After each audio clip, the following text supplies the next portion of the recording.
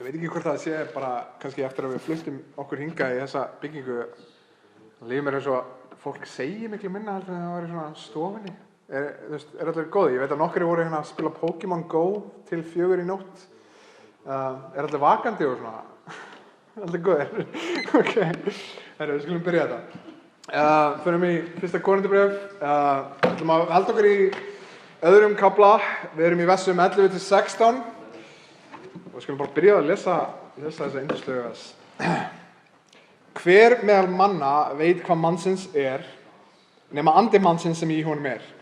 Þannig hefur heldur enginn komist að raun hvað Guðs nema Guðs andi. En við höfum ekki hlotið anda heimsins, heldur andan sem frá Guði, til þess að við skulum vita hvað oss af Guði gefið. En það tölum við ekki með orðum sem mannlegu vísdómur kennir, heldur með orðum sem andinn kennir og útlistun andlegs efnis á andlegan hátt. Maðurinn án anda veitir ekki viðtöku því sem Guðs anda því að honum það heimska og hann getur ekki skilið það af því að það dæmist andlega. En hinn andlegum dæmir allt, en hann sjálfan verður ekki dæmt af neinum. Því að hver hefur þekkt hug drottins að hann gæti frætt hann, en við höfum huga Krist. Amen. Faðir, við þökkum þér fyrir þitt orð. Ég bið að þú hjálpir mér að predika ekki mínar eigin hugmyndir, heldur að það sem þitt orð segir og megi það umbreyta hug okkar og hjörtum og öllu sem við erum. Í Jesú nafni. Amen. Þannig að þegar ég hugsaði þetta, þá hugsaði ég til þess að þegar við giftum okkur, þegar ég og Svava giftum okkur, það var basically, ég kynntist henni, við byrjum að deyta 3 mánuðum seinna. Þetta er mjög steikt saga hvernig við giftumst og 3 mánuðum seinna þá vorum við gift og svo allt í einu var fyrsta árið á hjónabandinu okkar ekkert smá erfitt.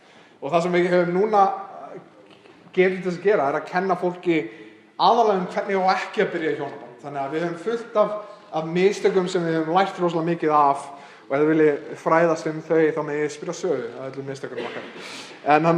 En það er eitt af merkilegt sem gerist við giftingu að þú áttaði þig á því ómögulega verkefni sem stendur fyrir fram að þig. Að þú þarft núna að átta þig á hvernig kona þín virkar. Og það er til dæmis munurinn á hvernig hún segir já, það allt í góðu, skiptir rosalega miklu máli. Út af að hún gæti verið að segja já, það allt í góðu, eða hún gæti verið að segja þú ert svo mikill hálfviti. Og það er mjög stór munur þar á og það heyrist með hvernig hún segir það. Þannig að þegar þú dettur inn í hjónaband þá ertu komið með þetta ómögulega verkefni að skilja hvernig makinn, og ég reyndar að láta Svövu svolítið á annan spott, ég reyndar örugglega erfiðar að skilja heldur en Svava, þegar ég er með fullt af einhverjum reglum sem að fara í mig sem ég veit ekki einu sinni hvernig virka, þannig að ég veit ekki einu sinni hvernig Svava veit hvernig ég virkar.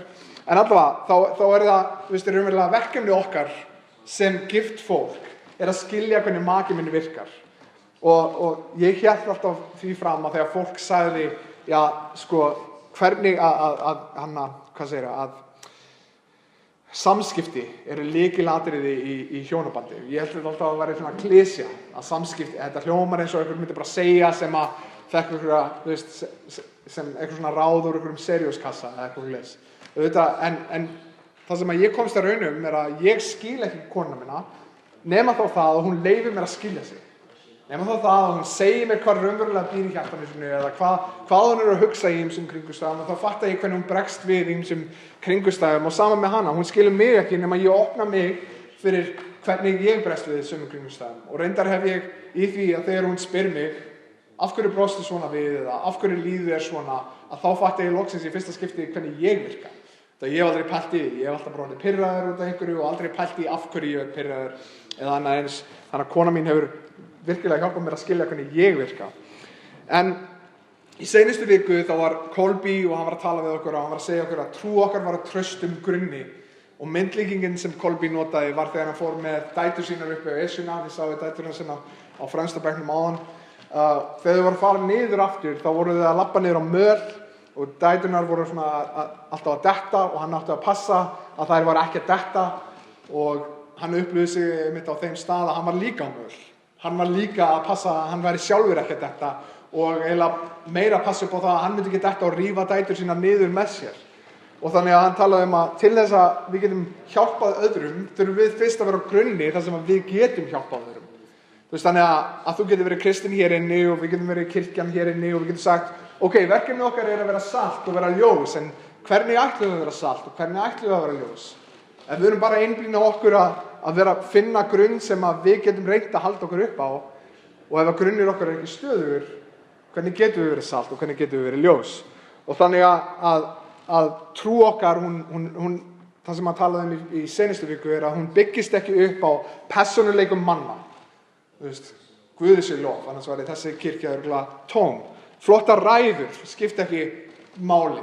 Þú veist að það sem skiptir máli fyrir kirkju, ef við ætlum að byggja kirkju, og það er hægt að byggja kirkju í gegnum persónuleika manna, ef það er einhver rosalega skemmtilegu persónuleiki, að þá er hægt að byggja kirkju í kringum mann, en því miður þá er það ekki kirkjan sem á að snúast persónuleika manna. Hún á að snúast fagnaðarerindi Jesú Krist, hvað Kristur hefur gert á krossinum og svo annað. Þannig en kirkja Krist, hún blómstrar og hún lifir þegar að kirkja Krist gefur sig í að útleggja, ég þekki Guðs orð og útleggja Guðs orð og segja fólki hvað það er sem við krossin sem á við okkar líf í dag, 2000 árum seinna.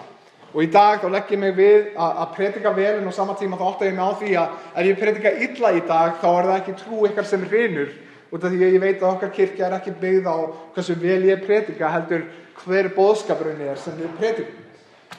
Og á sama tíma þá reyni ég að vera skemmtileg manneskja, en á sama tíma þá veit ég að þessi kirkja er ekki byggð á hversu skemmtilegur ég er eða skemmtileg við erum, heldur á fagnaðarerindi Jesú Krist, sem er rosalega léttir af okkur, að við þurfum ekki að bera þá byrði að ef ég er leiðileg manneskja þá deyr þessi kirkja. En þegar við gerum það, að þegar við byggjum kirkjuna á eitthvað sem er fyrir utan okkur, eitthvað sem er meira heldur en hversu góður einhver ræðumaður er eða hversu skemmtilegur einhver persónuleiki er, að þá byggjum við upp kirkju sem lifir lengra en við öll. Að vonandi er lofstofan til staðar til þess að predika fagnaðarerindið þegar við erum farin í gröfina.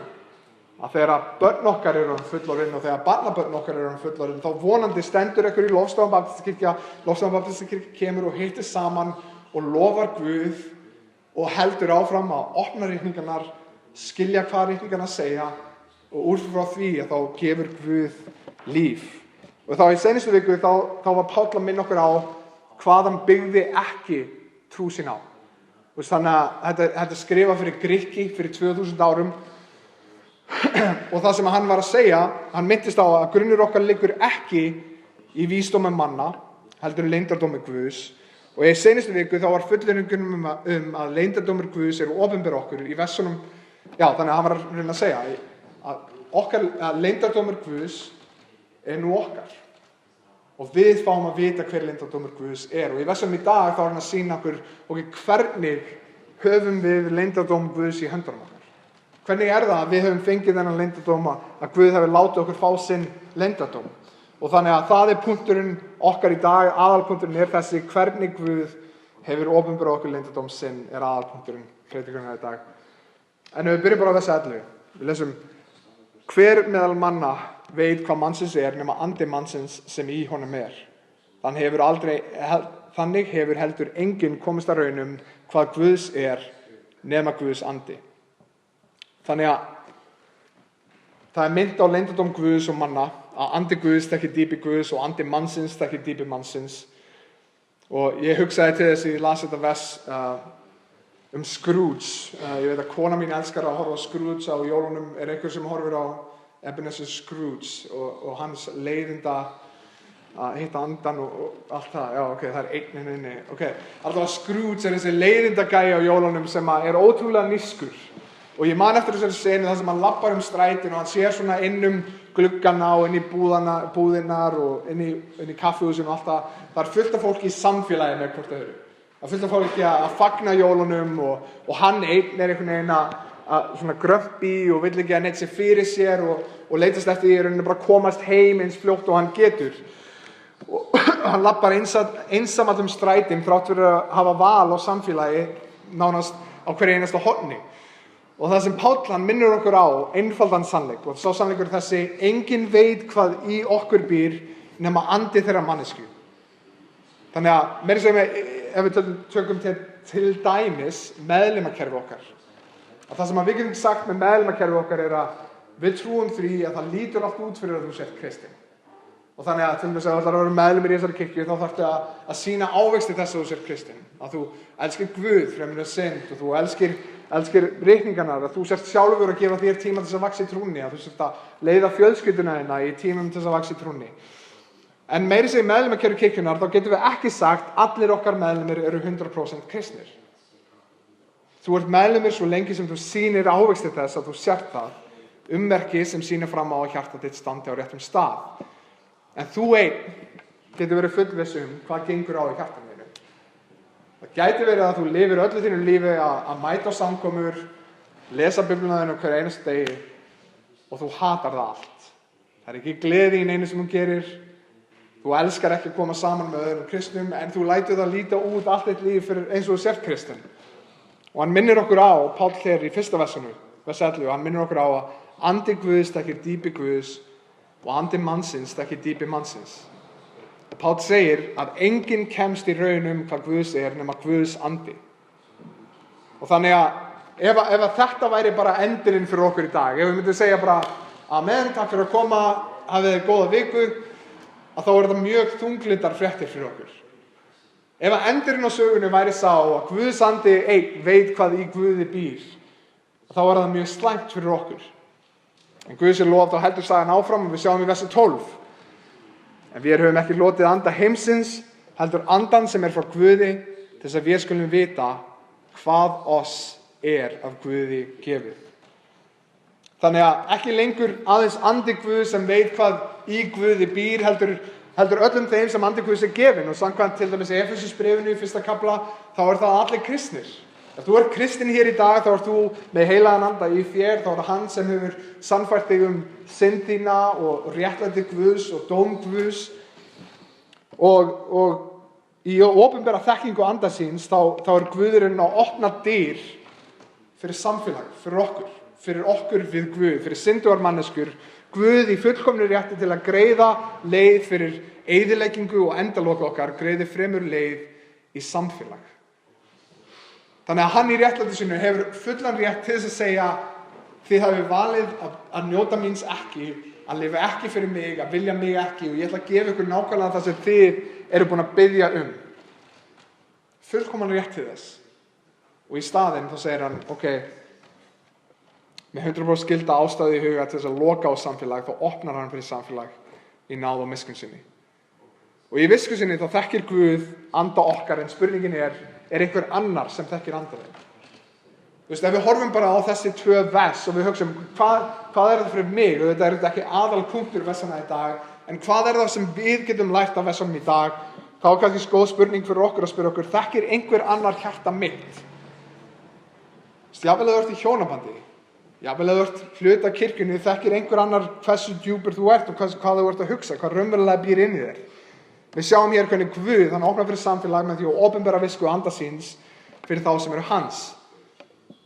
En samt að einhverju aðstæðu, þá það oft í kirkjum, oft í hjónaböndum, þar sem að fólk vil djúpt samfélag án þess að leyfa fólk að sjá hvað í þeim býr. Segir, mér langar gott hjónaband, en mér langar aldrei að leyfa neinum aðal að sjá hvað býr í hjarta mínu eða hvað býr í huga mínu. Hvað það sem ég ströggla við, hver mistök mín eru. Og hvernig það þegar við sjáum hér í dag, versu 11 og 12, við sjáum að Guð leitar að djúpu samfélagi og hann gerir það með því að opinbera hvað í honum býr. Hvernig ætlum við að standa og segja, mér langar í djúpt samfélagi, mér langar ekki að gera það sem Guð gerir. Ef þú kristinn hér í dag, þá fordóma okkar í hvað Guð hefur gert. Ef við ætlum að vera gjafmild, þá gefum við, ekki út af því að við erum svo góð, heldur út af að Guð hefur verið góður. Hann gaf mér allt og ég gef. Ef ég ætla að fyrirgefa, þá það út af því að Guð fyrirgaf mér. Af hverju ætla ég ekki að fyrirgefa öllum öðrum í kringum mig? Ef ég ætla að elska, þegar ég sé ást Guðs til mín á krossinu, hvernig get ég ekki, í ljósi þess sem Guð hefur gert, farið og elska aðra? Og þannig það, að þegar við sjáum hér að Guð opnar fyrir samfélag, þá opnar það fyrir samfélag með því að sýna hvað í anda hans býr og hvað andi hans veit. Og við fáum að þekkja leyndardóm Guðs út af því að hann hefur gefið okkur að þekkja. Hann hefur opnað sig fyrir okkur. Og þetta eitthvað fyrir okkur í huga. Býst þú við djúpu samfélagi án þess að fylgja fordæmi Guðs í að deila hjartanu þínu? En það annað við vers 12 sem svolítið merkilegt, er uppröðunin á setningunni allt önnur en við heyrum oft í kirkjum.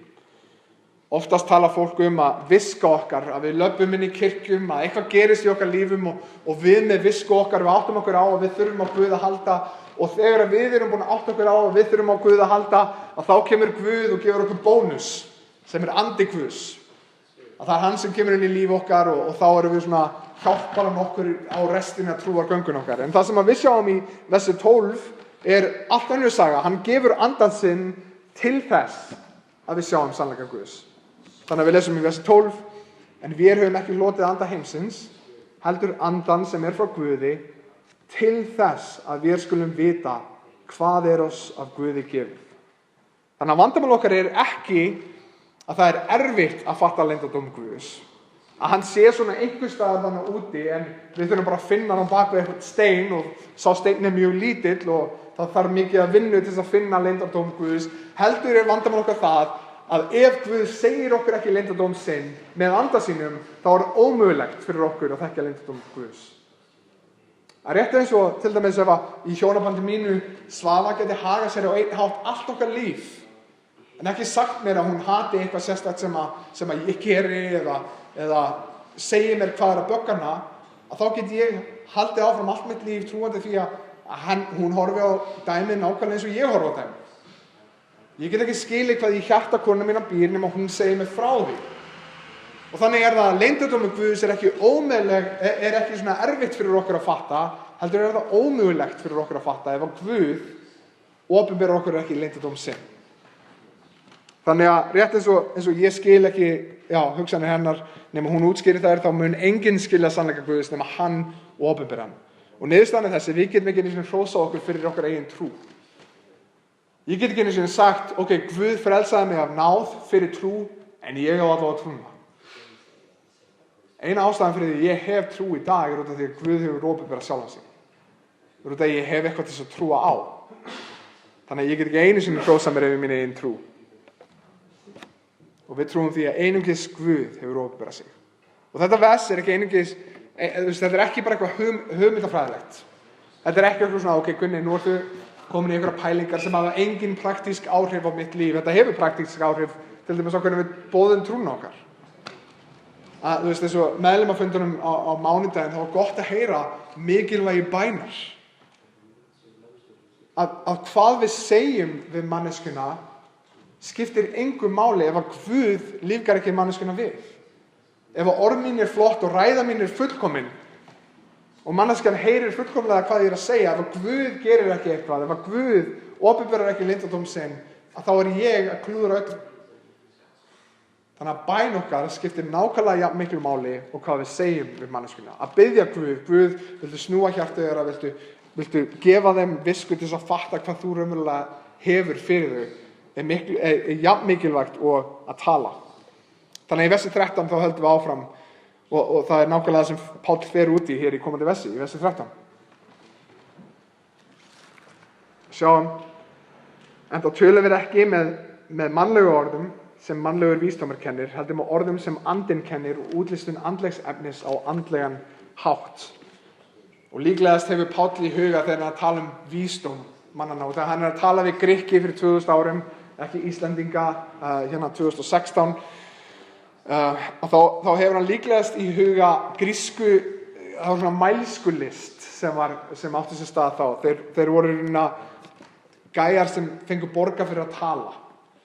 Svo minnir mér svolítið á kannski aðeins meira skilseldur en Kardashians eða eitthvað slags, en hann alltaf, þeir fá borga fyrir að tala, þannig að það var einu sinni vinna, og reyndar alveg vinna í dag að fá borga fyrir bókstaflega að tala. Þannig að þeir fóru og töluðu bara eitthvað.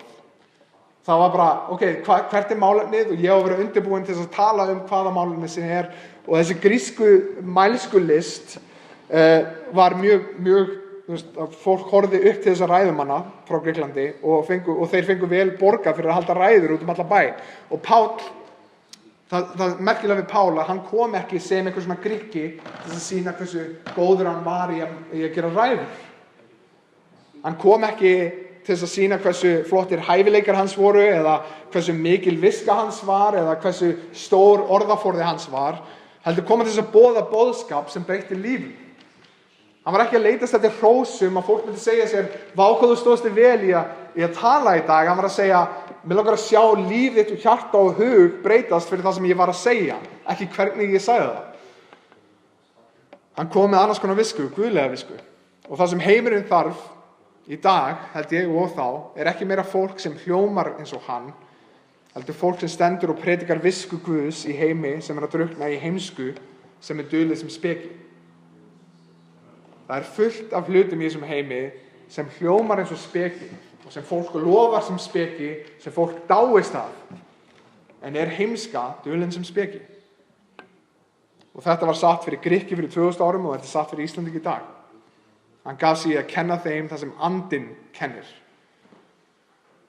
Og af hverju, til dæmis, eins og við sjáum þetta oft í dag, það eru kirkjur sem að leitast eftir því, ok, við viljum að fleiri komi í sætin, við viljum að fleira fólk koma á samkomur og svo framvegis, þannig að við ætlum að minna og minna standa fyrir það sem kirkjan á að standa fyrir til þess að fleira fólk geti komið. En hvernig, ef að við sjáum hér að hann kennir það sem andinn kennir, af hverju höldum við í það að sú regla hafi breyst? Að við einhvern veginn núna fyrir 2000 árum seinna vitum miklu betur Páll, þessi heimskingi. Og við ætlum að sýna honum hvernig raunveruleg kirkja á að standa og á hverju hún á að standa. Þannig að við sjáum í versum 14-16, þá sjáum við Pál, hann undirstrekar sína skrýtnu uppröðun í versi 12. Maðurinn án anda Guðs veitir ekki viðtöku því sem Guðs er. Hann á ekki erfitt með að veita viðtöku því sem Guðs er, það er ómögulegt fyrir hann. Ef að Guð segir okkur ekki, hér er ég og þetta er það sem ég er, þetta er það sem ég stend fyrir og þetta er það sem ég geri, þá vitum við ekki hvað hann gerir og hvað hann stendur fyrir. Við þurfum í trúboð okkar og vonum, í því að vonast eftir að fólk frelsist, þá verðum við að biðja að svo verði. Og við verðum að segja hver sannleikurinn er. Og hér er þó ekki verið að segja að maður án anda Guðs gæti gefið tilbaka lógíkina sem stendur á bakvið í rauninni fagnaðarændi. Það er einhver sem getur sagt mér nákvæmlega, okay, hver er lógíkin á bakvið? Lógíkin er þessi að ég skuldaði, að Guð kom til þess að greiða mína skuld og nú þegar hann er búinn að greiða mína skuld, þá er ég skuldlaus. Okay, það make sense, þetta fylgir ákveðinni lógík og það er fullt af fólki sem að gæti sagt mér þetta, en það sem að hann á við þegar hann segir hér í versi 14, maðurinn án anda veitir ekki viðtöku því sem Guðs anda er, því að honum er það heimska og hann getur ekki skilið það af því að það dæmist andlega. Það er ekki að segja að hann getur ekki skilið það og getur ekki sagt því tilbaka hvað fagnaðarændið er, heldur hann getur ekki fattað gildið í því. Hann fattar ekki, hann getur sagt þér nákvæmlega það að hann kom til þess að greiða skuld, en hann fattar ekki hversu mikil skuldin var og hversu magnað það verk er. Hann getur sagt þér nákvæmlega hvað kristna sagan snýst öll en fattar ekki hversu verðmæt hún er. Og það sem senningin bendir á er að manneskjan án anda Guðs telur það heimsku. Eins og krakki, til dæmis eins og ég man einu sinni þá var ég að gefa krakka 100 krónur og krakki neitaði að taka við 100 krónum. Ég ætlaði að skipta, hann var með tíkall í hendinni, ég var með 100 kall og ég ætlaði að skipta við hann. Hann fengi 100 kallinn og ég fengi tíkallinn og krakki neitaði að skipta við mig. Og ástæðan sem hann gaf var tíkallinn er breiðari, þá lítur hann að vera verðmeiri. Hann skoðaði ekki hvað stóð á peningnum, ekki hversu mörg 0 voru á peningnum, eða hann sá að tíkallinn var breiðari í flatmáli og þannig hlaut tíkallinn að vera verðmeiri út af því að hann væri stærri. Þannig að það er kannski myndin sem hann mála fyrir okkur hér í dag. Einhver einstaklingur getur sagt nákvæmlega hvað fagnaðarændið er en hann fattar ekki gildið í því sem að hann eða hún er að segja. Þannig mælir fólk í heiminum visku á rangan hátt. Þannig að gildi peningsins er ekki hversu breiður eða stórt flatmálið er, heldur hvað stendur á honum. Og punktur hans er þessi, að án anda Guðs mynd þú aldrei fatta hversu verðugt verk Jesú Krist er. Svo sjáum við hann fara í það dæmist andlega, eða það greinist andlega. En þú vilt sjá hversu verðmætt fagnaðarændið er, hversu verðmætt verk Jesú Krist á krossinum er, þá verður það að greinast andlega. En við sem anda Guðs höfum fengið að sjá og greinum verðmæti og gildi krossins. Og í miskunn sinni hefur Guð á leið okkar til glötunar greitt leið sem leiðir okkur frá glötun og í samfélag. Og í því að svara spurningunum hvernig höfum við fengið að þekkja leyndardóm Guðs, þá er ekkert annað hægt að segja en þetta aðeins fyrir náð Guðs. Það er ekki út af því að við unnum fyrir því, það er ekki út af því að við áttum að skili, heldur á leið okkar til glötunar hefur Guð ákveðið að segja kom þú hingað og leið okkur til samfélags við sig. Það var hann sem sýndi miskunn yfir fólki sem átti skilið refsingu. Það var hann sem greiddi aðra leið. Það var Guð Faðirinn sem gaf okkur heilagan anda og soninn.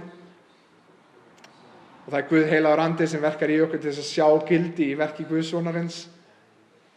Og það er fyrir verk Guðs sonarins að við fáum að sjá hug Drottins. Það er merkilegt að í textanum okkar í dag, við vorum að syngja lag I Believe. Þannig að við syngjum Guð Faðirinn, Guð Sonurinn, Guð heilagur andi, okkar Guð er þríeinn. Og fyrir mörgum þá er þetta mjög steikt. Og við trúum á kenningu sem er að Guð er þrír og hann er einn. Hann er þrjár persónur, einn Guð í þremur persónum. Og þetta kallast þríeiningin. Og það er fólk sem segir, þríeiningin er ekki neins staðar í Biblíunni, þetta er búið til af mönnum. Og þess vegna ættu þið ekki að trúa þríeiningunni. En það sem við sjáum í textunum okkar í dag er að þríeiningin opinberast í textunum okkar í dag. Við sjáum í versi 12 að það var Guð Faðirinn sem gaf okkur heilagan anda og soninn. Í versi 14 það er Guð heilagur andi sem verkar í okkur til þess að sjá gildi í verk Guðs sonarins. Og þá fyrir verk Guðs sonarins að við fáum að þekkja hug Drottins í versi 16. Þannig að ástæðan fyrir til dæmis að við trúum á þríeininguna er ekki út af því að það stendur einhvers staðar í Biblíunni Guð er þríeinn Guð. Heldur í allri Biblíu við sjáum við hann opinbera sem þrjár persónur einn Guð. Þannig að við syngjum ég trú á Guð Soninn, Guð Faðir, Guð heilagan anda, þríeinn Guð. Og við tilbyggjum einn Guð sem opinberast í þremur persónum og í dag þá sjáum við allar þrjár persónur Guðdómsins. Og við minnumst þess hvernig Guð með því að deila visku sinni hver hann hefur dregið okkur í samfélag munandi það að í Guði sjálfum er samfélag. Þannig að, til dæmis það er ástæðan fyrir því að við lifum í samfélagi og ástæðan fyrir því að við áttum okkur á að trú okkar er ekki svo ég geti verið einn í mínu horni heldur við lifum í samfélagi er ekki einungis svo að Biblían segir okkur að það sé þannig að kirkjan eigi að vera þannig heldur segir Biblían okkur að Guð er þannig. Að í Guði er fullkomið samfélag á milli Guð sonarins, Guð Faðirins, Guð heilags anda.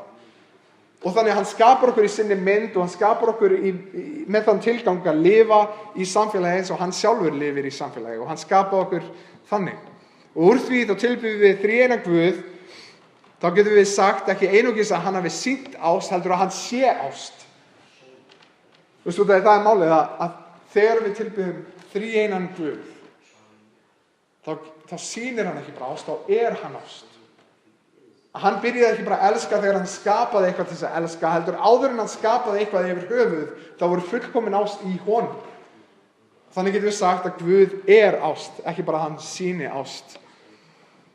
En í násinni og miskunn okkar og násinni og miskunn til okkar, syndara í þörf og frelsara, fáum við að sjá hluti af ást Guðs lekandi út til okkar.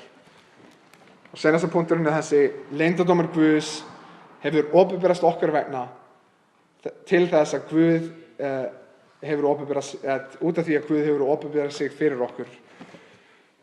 En spurningin til okkar í dag er kannski hvað fordæmi skilur þetta eftir fyrir okkur. Þannig að við sjáum að Guð hefur opinberað, hann hefur dreigð okkur, gefið okkur leyndardóm sinn einfaldlega út af því að hann hefur sýnt hver hann er. Og hvað fordæmi liggur fyrir okkur, það er að sýna hver við erum. Erum við til, við viljum, ég held að allir hér inni vilja að lifa í djúpu samfélagi, en spurningin er, getum við hort á textan í dag? Getum við séð í Guð í miskunn sinni og hvað hann hefur gert fyrir okkur? Ekki það eitt að hann veit hvað í sér býr og alla þá ást og þann kærleik og þá dýrið sem hann sér í sjálfum sér, heldur hefur hann líka opinberað þá dýrið til okkar. Þannig að getum við verið annars konar fólk með annars konar viðhorf á heiminn. Og ég held að við séum án afsökunar í að opna okkur ekki og greiða leið fyrir samfélag bæði innan kirkjunnar og fyrir utan hana. Því að Guð sótti okkur ekki eftir það að við erum heilög eða eftir það að við erum góð. Eins og ég man sjálfur þegar ég afneitaði Guði með orðum mínum.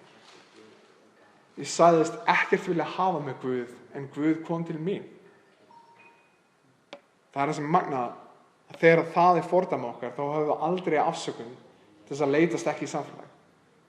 Að jafnvel þegar fólk móðgar okkur, og jafnvel þegar fólk gefst upp á okkur, þá getum við horft til Guðs og séð hvernig Guð í eftirför sinni eða eftir mannkyni sem var í synd, mannkyni sem var að forðast hann, að þá höfum við fordæmi til þess að halda áfram sama hvað fólk segir eða gerir. Þannig að það er fullkomlega, það meikar algjörlega sens að segja það að Jesús segi að elska óvin okkar er ómögulegt verkefni, og það er ómögulegt verkefni ef þú horfir bara sjálfa þig. Ef þú horfir á óvin sem brýtur á þér, sem hatar þig jafnvel, og þú í sjálfu þér ætlar að finna orku til þess að elska þennan óvin, þá munum við gefast upp á endanum, en í kristinni trú þá höfum við meira heldur en okkur til þess að horfa upp á. Minnist þess að Jesús er á krossinum, og það er að vera að negla hann við krossin, og hann segir fyrirgefðu þeim Faðir, þeir vita ekki hvað þeir gera. Það er eitthvað meira heldur en bara að finna orku innra með sjálfu þér til þess að gera eitthvað gott. Hvernig get ég, þegar ég sé þessa ást, og þegar ég sé það, þegar ég með orðum mínum var að segja Guð, við langar ekkert með þig að hafa, að þá var hann samt á eftirför eftir mér. Að þegar við erum með þetta fordæmi, að þá erum við alltaf með ástæði til þess að elska. Þá erum við alltaf með ástæði til þess að leitast eftir samfélagi, jafnvel við fólk sem að móðgar okkur, sem segir hræðilega hluti okkur eða við okkur. Ef við horfum út frá okkur og horfum á Jesú Krist og það sem hann hefur gert, þá höfum við aldrei ástæði til þess að elska ekki. Og hér í dag þá sjáum við á leið okkar til glötunar, þá greiddi hann leið til þess að við varum með samfélagi við sig.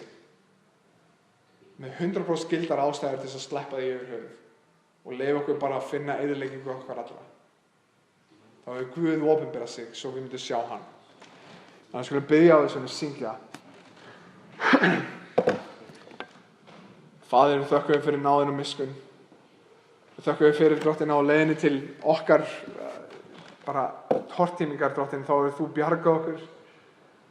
Drottin, í heimi sem að vantar mikið ást í, Drottin, þá höfum við fullkomna ást til þess að horfa á sem fordæmi okkar. Að þegar okkur vantar í sjálfum okkur ástæði til þess að elska, eða ástæði til þess að sýna hver við erum, til þess að eina stípla samfélag við þig og aðra, Drottin, að þá höfum við þig sem við getum hort á.